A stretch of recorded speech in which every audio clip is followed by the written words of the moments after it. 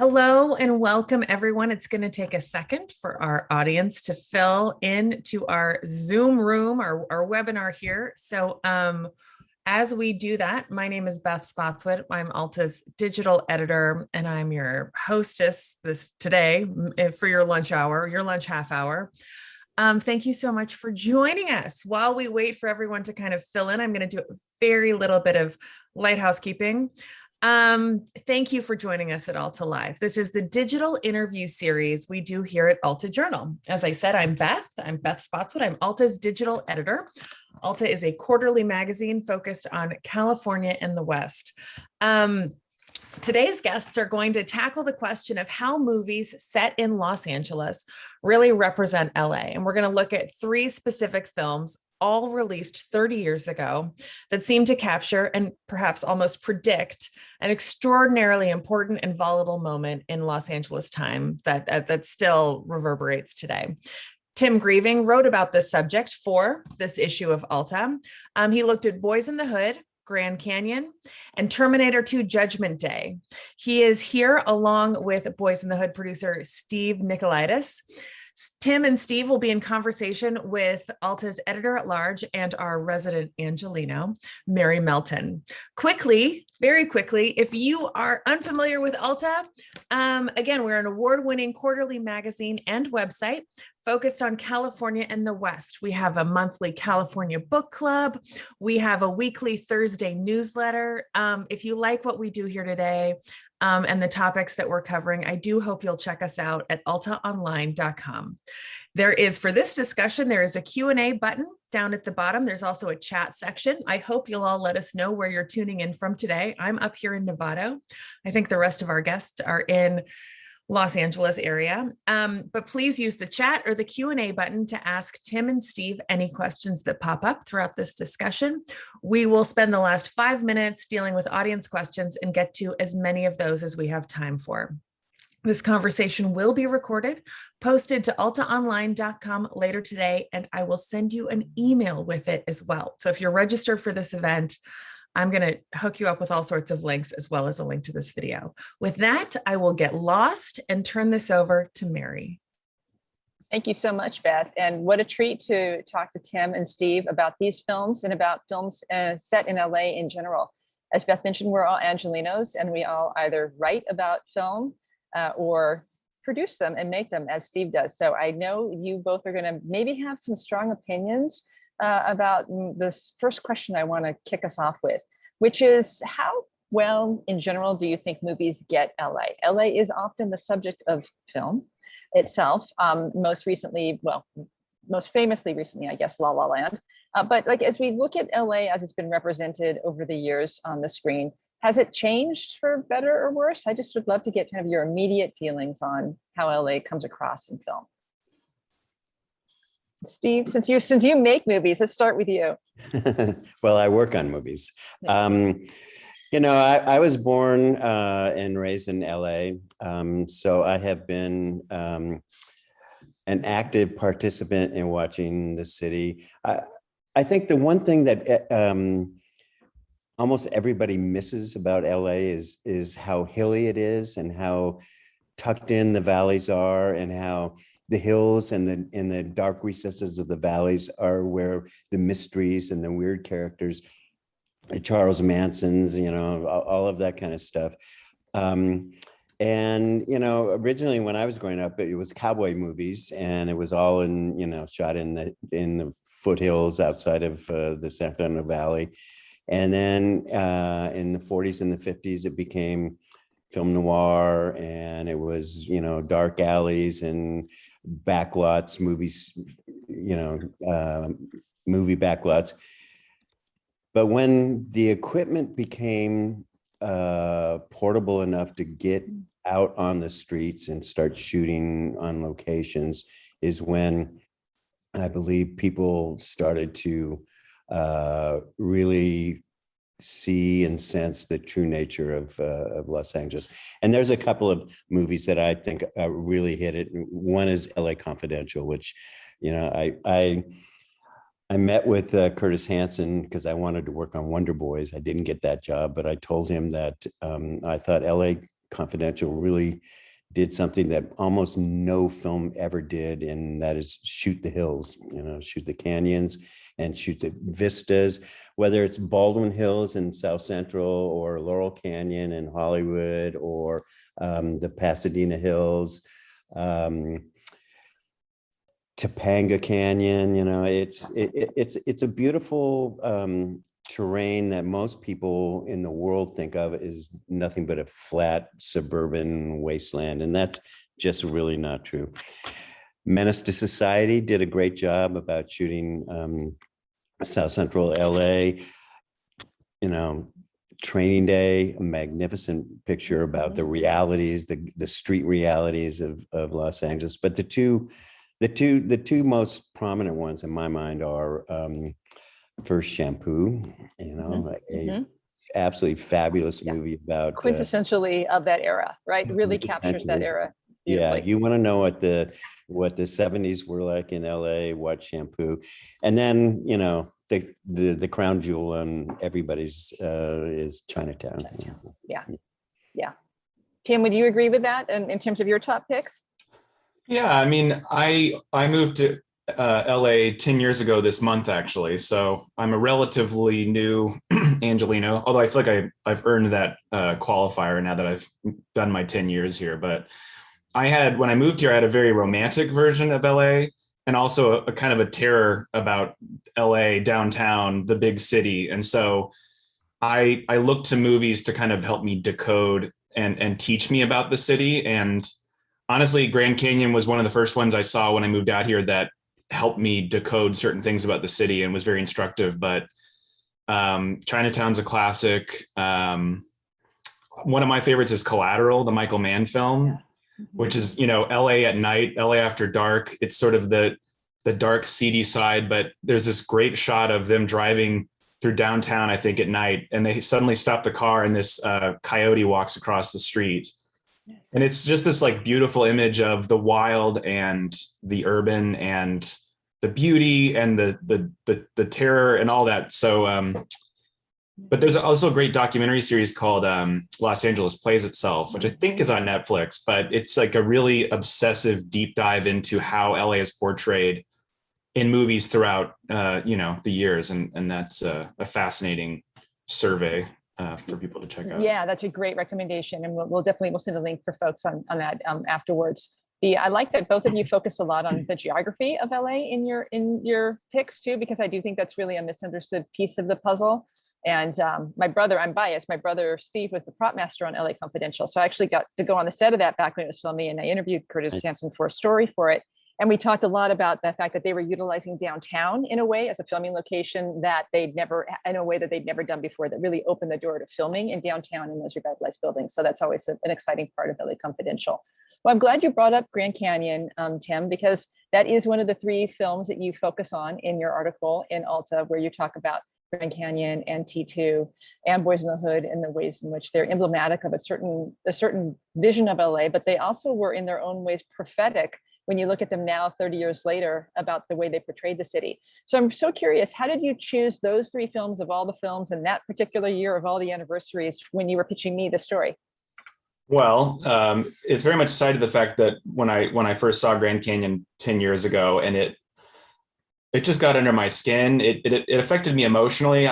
It won me over. Everything about it kind of won me over, but it also illuminated things about LA. It helped me kind of process my own fears of living here, especially as a new transplant, very ignorant about the city. And it, in its own way, I know, people might have quibbles with that movie, but it was really meaningful for me. So I realized we were coming up on the anniversary, and having read about it a little, I know that people were asking Lawrence Kasdan in the months afterwards, as the film was, up for different Oscars and stuff, and the LA riots happened, they said, how did you have your finger on the pulse of what was happening, this racial tension in the city? And he said, if anyone was paying attention, they would have known that this was happening.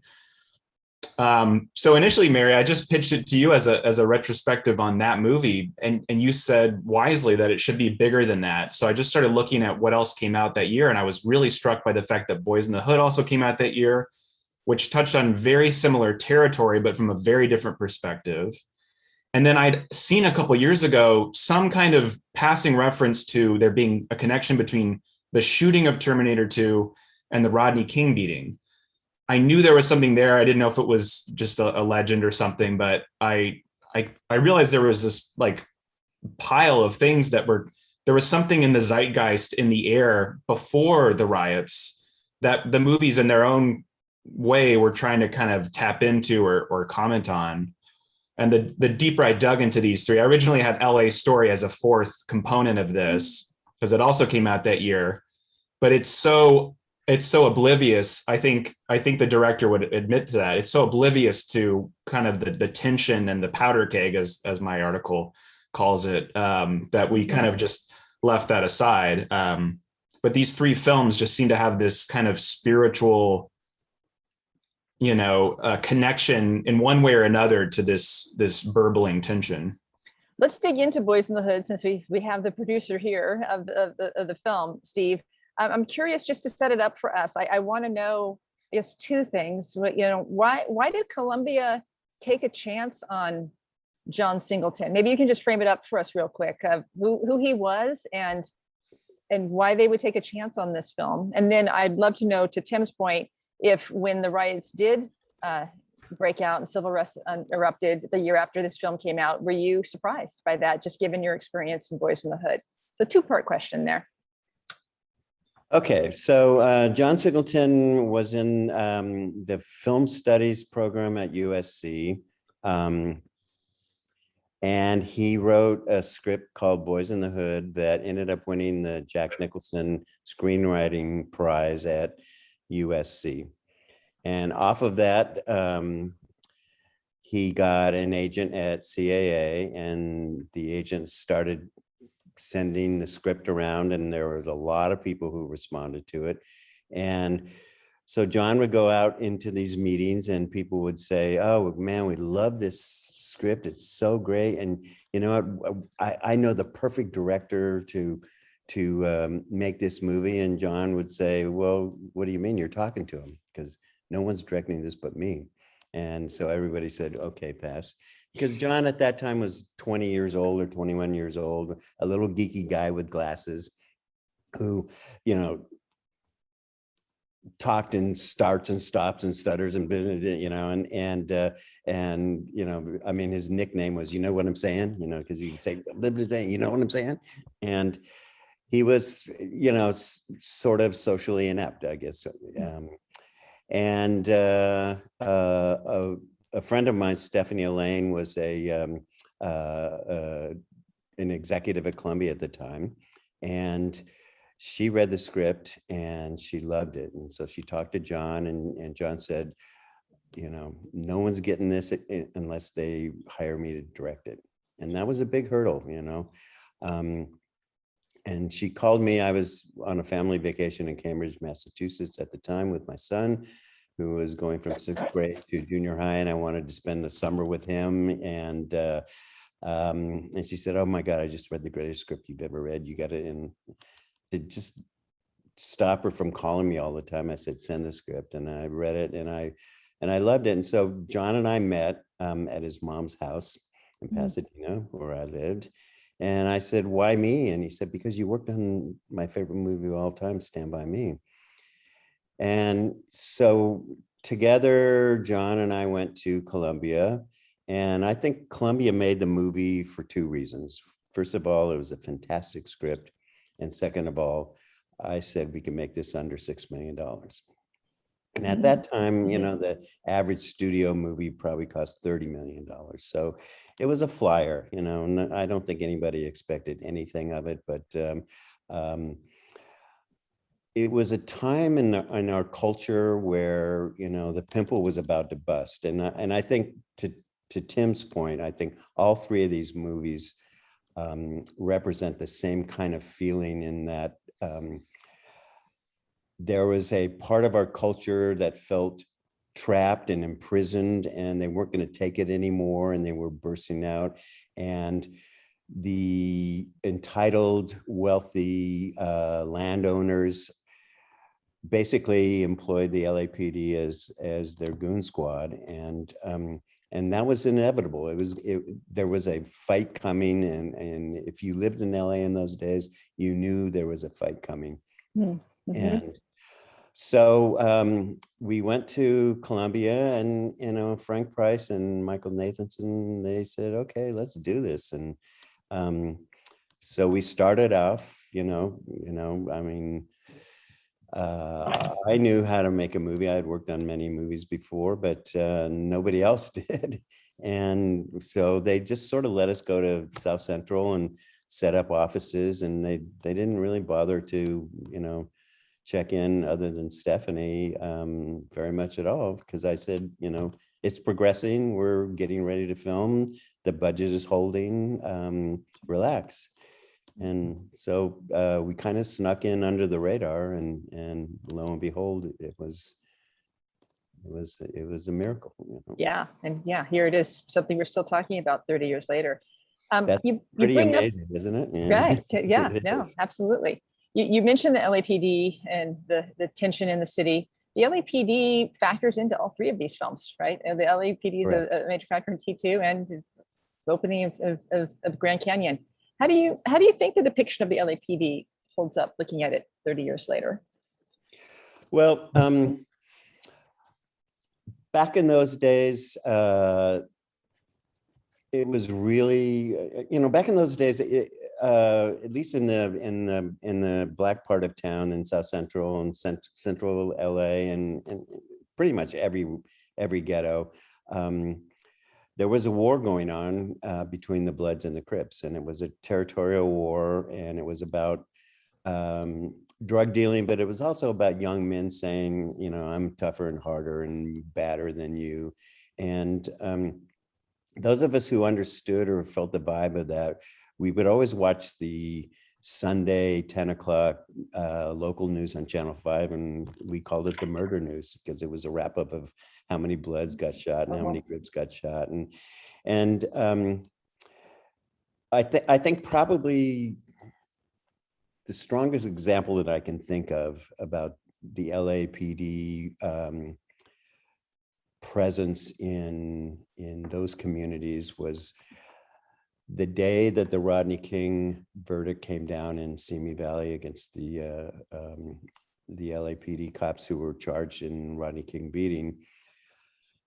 Daryl Gates, who was the chief of police of LA for a long time, including that time, he stood down the LAPD. He went to a fundraiser in Brentwood that night. Everybody knew, just like everybody knew what was going to go on January 6th of this year in Washington, D.C. Everybody knew that the city was going to erupt if the verdict was wrong. And the verdict was wrong, and the city did erupt. And that's how, what happened at Florence and Slauson was allowed to happen. There were no cops there when they took over that intersection and pulled that white guy out of his semi and beat him. The news cameras were there and the helicopters were there, but the police weren't. And I think that, like I said, I think the pimple popped that day, and it was building for at least 10 years surrounding that. If you go back and read any of the history of the Bloods and the Crips and what was going on in the hood at that time, it was that got to the boiling point. I know, Tim, I was surprised to learn of something historic related to the beating of Rodney King in T2. Like, is that can you share that story? And did that surprise you to I know you said you had heard that there had been a connection, but when you dug into it, what was it? Yeah, it was one of those like IMDb trivia things, and I think it was passed through and mutated what it was. It was like, oh, you could see what was happening through if you look closely at one scene, you can see it happening in the background. That was obviously not the case, but I did a little digging to corroborate this, and it was through the Schwarzenegger's stunt double, Peter Kint, who confirmed. And then I actually talked to George Holliday, the plumber who shot the Rodney King beating on his video camera that then was broadcast around the world. Both of them corroborated this, that George Holliday had just bought this new video camera, he lived across the street from where they were shooting the biker bar sequence near the beginning of Terminator 2. He noticed the film crew, went over, shot some of the, from afar, some of the action taking place on the set. And then a couple nights later was when Rodney King was, beaten by the cops. And he went out on his balcony and shot the footage, that famous footage, on the same tape that he had just a couple of days ago shot this stuff from the T2 set. And Peter Kent on the set remembers there were all these cops on the set managing traffic and stuff. He also said they were there for the free food and coffee. He remembers them all just tearing off, and they didn't know at the time what it was, but they put it all together later on that they were responding to the Rodney King incident. So it's this very bizarre, almost improbable connection between those two events. And then it's not just any movie. T2, in its kind of fantastical sci-fi way, seems to be about what was happening in the city of LA at that time. It's all this apocalyptic imagery of the city on fire, and the police they're not represented well in that movie. There's not a lot of social commentary about the police, and there's not much about racial tension either. Although the one main Black character in T2 is killed in a tragic way. So I don't think T2 was trying to be about anything social necessarily, other than what happens when the machines become sentient, maybe. But it had this weird connection, actual historical connection to the Rodney King incident, and then seems to be, a metaphor for what was happening too. Yeah. Well, and Robert Patrick morphs into an LAPD officer in uniform. Right. I mean, they are an occupying force in that culture at that time. Mm-hmm, mm-hmm. Grand Canyon, as you mentioned, Tim, like it approached talking about the divide, right? Bridging this divide in Los Angeles between the different Los Angeleses in a way that maybe hadn't been explored a lot in film up to that point. And I know when I've read some of the criticism of it and seen it not that long ago, and think it's a little bit maybe of a precursor to Crash, in the way all these different people come together. How do you do you see comparisons with Crash, and how do you feel like it's aged when you rewatched it to write this story?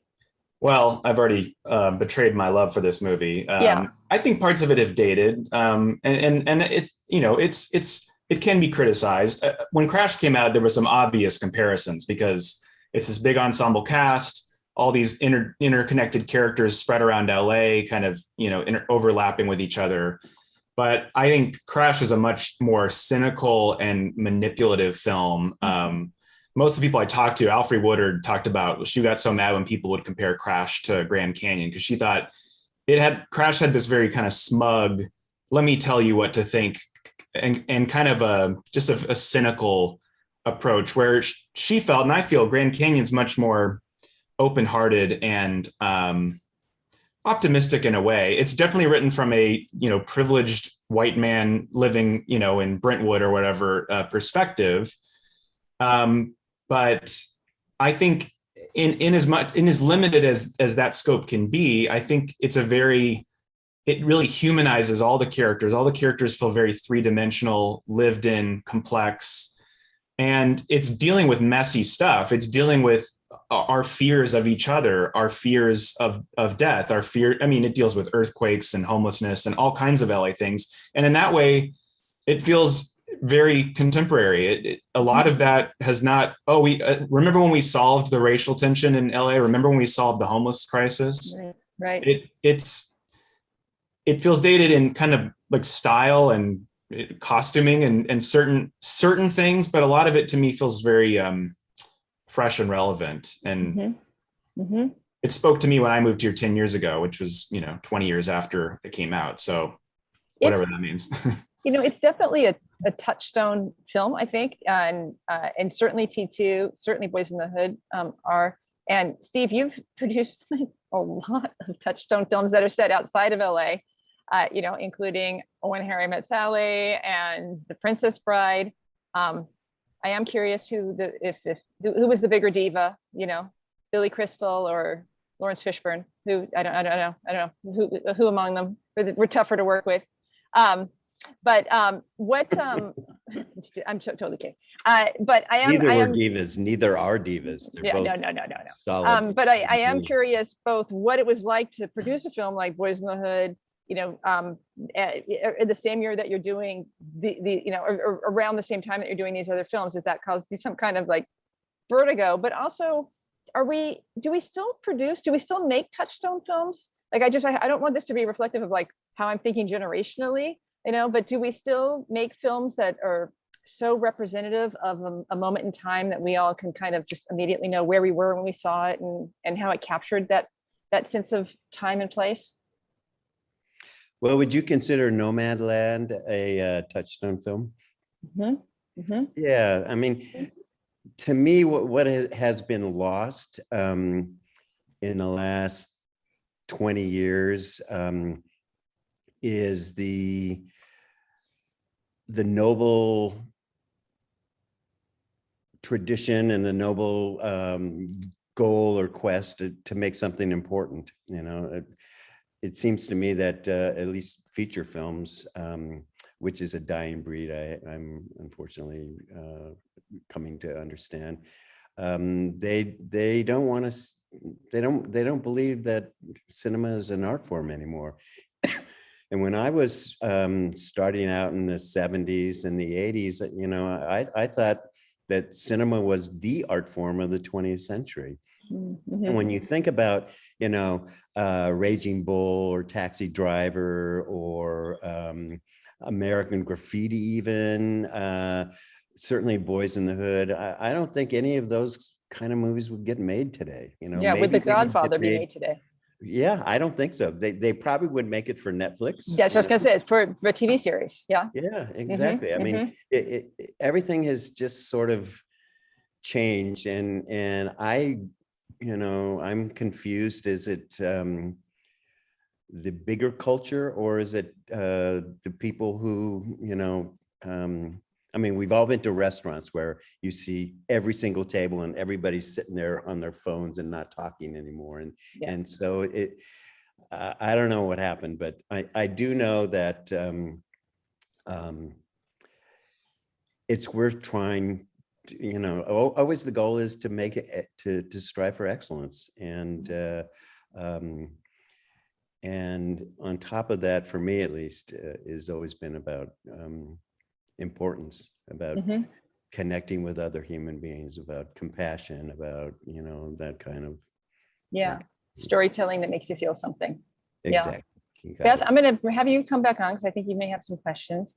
And it's funny just when you were saying that about phones. Like when I was doing a little research into the questions for today, I realized that the first website came out the year after T2, right? Like we didn't even have websites. These films came out, and that just made me feel both very old immediately, but also just how incredibly prophetic again T2 seems to be about the machines.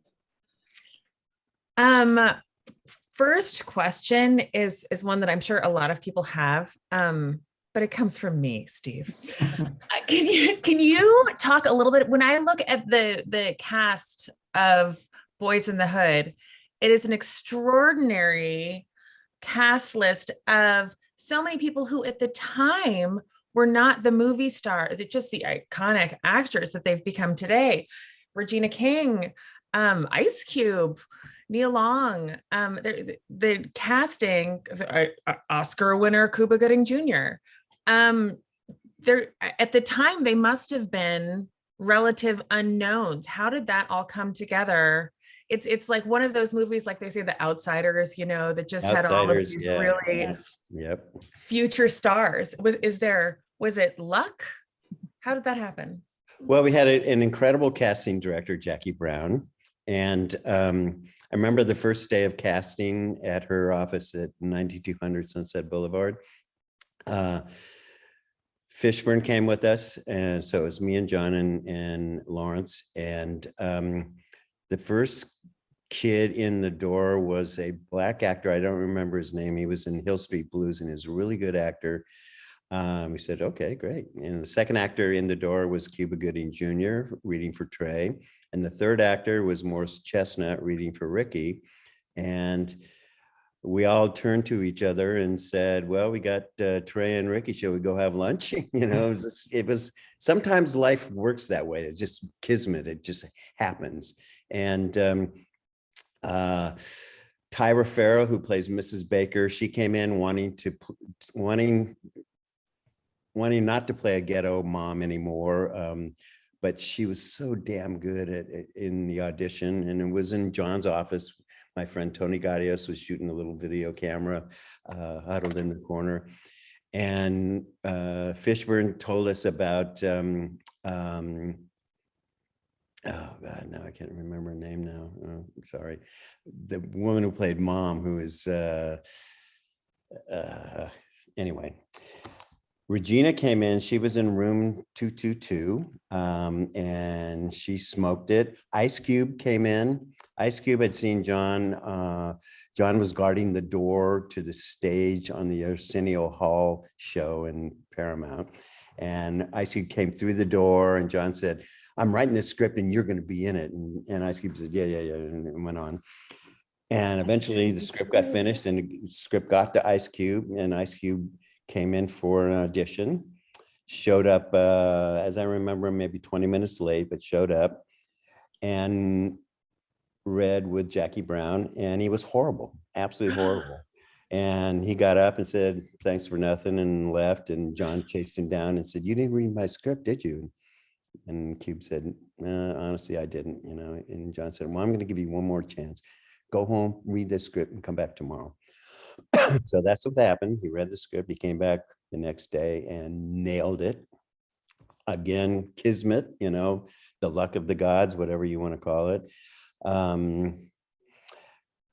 The guy who played Dookie with the pacifier in his mouth, he was head of the South Central V-Dub car club.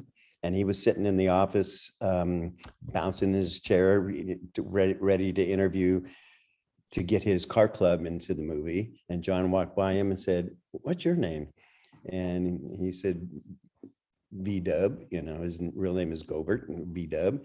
And John said, come here. And we took him up in the office and he read for Dookie and got that part. And it just happened that way.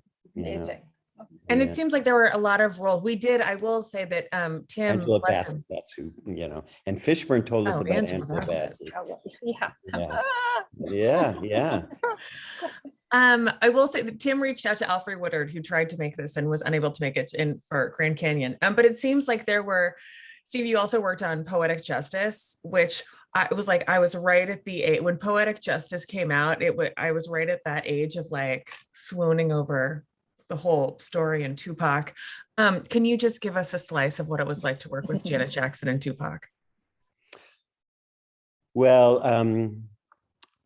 I have so many stories about that. I'll tell you one story, okay? Janet was guarded and very, very friendly. She's a Jackson. They're just wonderful, big-hearted people. And the last scene in the movie, she has to kiss Tupac, which I think we shot maybe within the first 3 weeks of the show. And she came to me and she said, I've heard about him, and I don't know if I want to kiss him. I want him to take an AIDS test. And I said, are you kidding?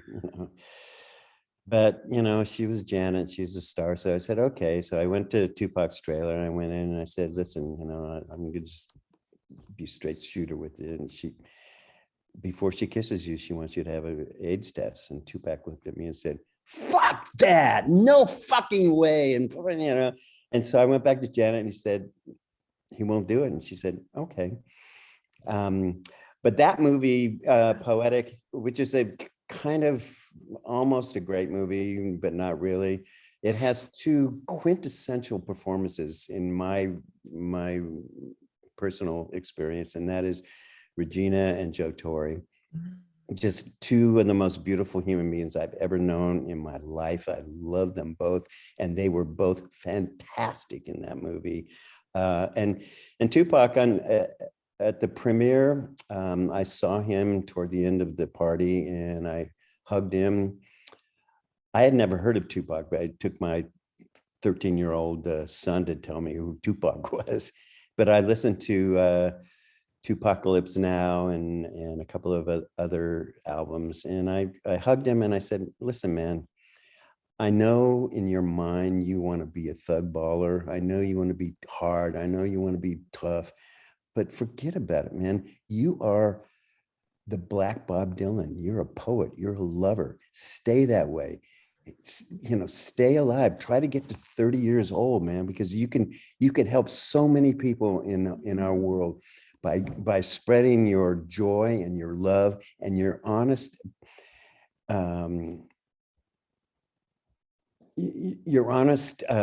vision of what it's like to be Black and what it's like to be a human being.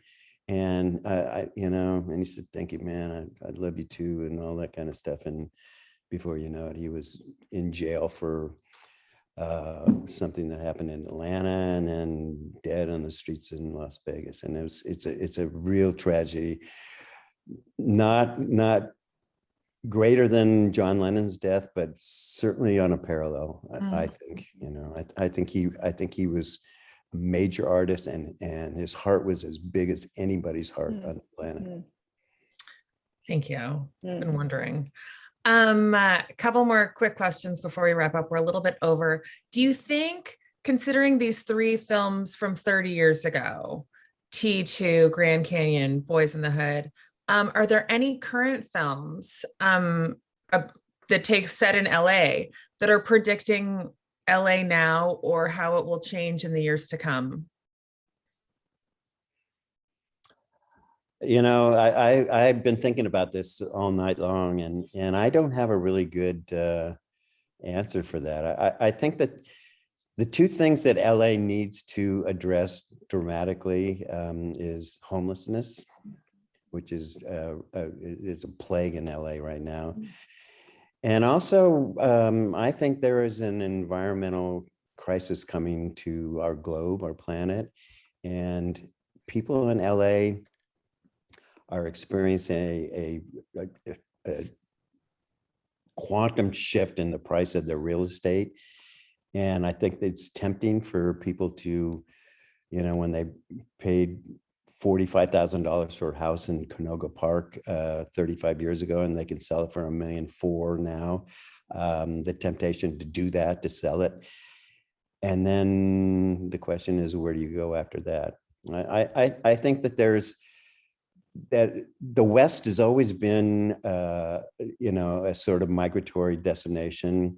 The whole dream, when I was growing up in the 60s in LA, was, it was like a cowboy. You had your pony and you could ride anywhere you wanted. There was a reason why the hot car in my youth was called a Mustang, and nobody shared rides. And I could go from Mount Wilson and snowboard to Malibu and surf in the same day.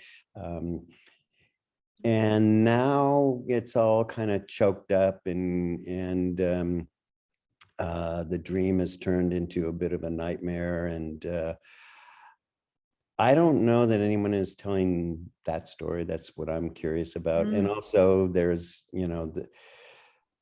California in general, but certainly Los Angeles County has suddenly become, an overwhelmingly Latino community. And there are some great stories from that community, not dissimilar to Boys in the Hood. The thing about Boys in the Hood that I'm most proud of is that at the time before it came out, the white people in LA just said, what are those fucking kids doing, shooting each other all weekend long and killing each other for nothing, or selling drugs or whatever. And Boys in the Hood came out, and all of a sudden the dead body in the back alley was Ricky Baker. And all of a sudden his mom lost her son. And all of a sudden Trey said, I'm not giving up my life to this war, to this bullshit. I'm getting out of the car. And all of a sudden there was humanity, and there was compassion, and there was a real people story behind you know, the news. And for the most part,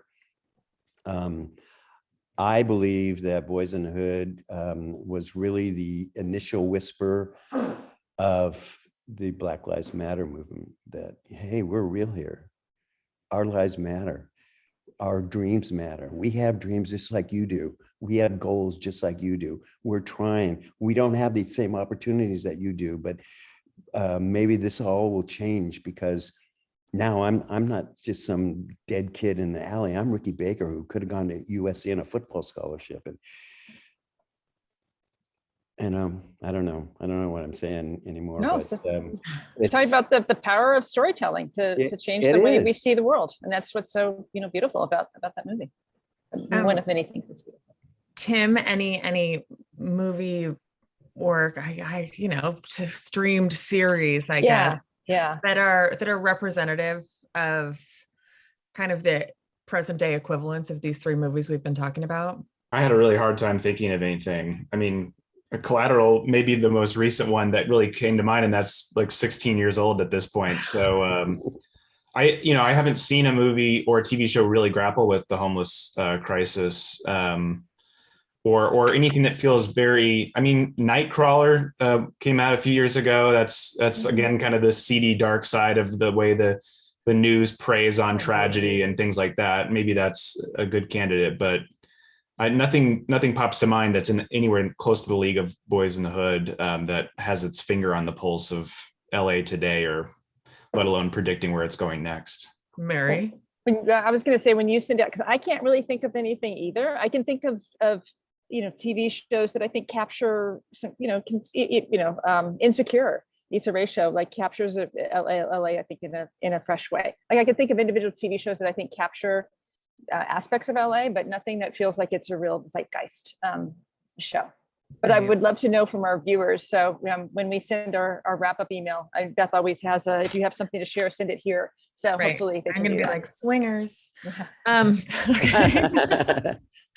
Well, with that, I am so grateful to Steve and to Tim for your wonderful article, and we'll send you all a link to that as well. And Steve, thank you so much for taking the time to meet with us and to meet with me previously and let me ask all my When Harry Met Sally and Princess Bride questions. And thank you to our audience who have shown up to this. It's so great to see everyone come out. Please do join us next week. We are going to meet with, and we're going to talk about butterflies, saving butterflies, and bees with Trailblazer Serena Jepsen. So we'll send links to all of this. But again, thanks for coming, everyone. Thanks to our guests. Stay safe, and we will see you next week. Thanks, Beth.